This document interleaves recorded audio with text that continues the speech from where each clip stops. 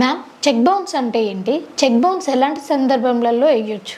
Check bounce అంటే ఏంటి అని అంటే, ఇప్పుడు నువ్వు ఒక 20,000 ఇవ్వాల్సి ఉండి నీ దగ్గర ఉన్న చెక్ నాకు ఇచ్చావు, మేడం మీరే వేసుకోండి బ్యాంక్లో అని.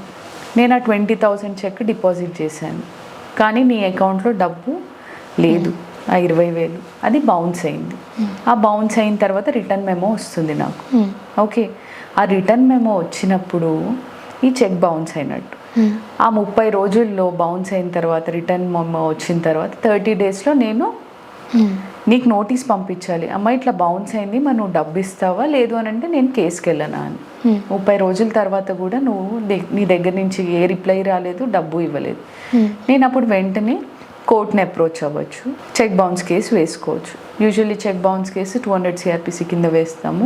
దానికి శిక్ష ఎలా ఉంటుంది అని అంటే, ఇఫ్ ఎట్ ఆల్ నువ్వు డిఫాల్ట్ అయ్యావు, 20,000 కట్టలేకపోయావు, విల్ఫుల్గా కావాలని నాకు డబ్బు కట్టలేని సందర్భాల్లో డబుల్ ద చెక్ అమౌంట్ అనేది అవార్డ్ చేస్తూ ఉంటుంది కోర్టు. 20,000కి 40,000 విత్ ఇంట్రెస్ట్, బ్యాంక్ ఇంట్రెస్ట్ ఏదైతే ఉంటుందో అది పే చేయమని చెప్తుంది.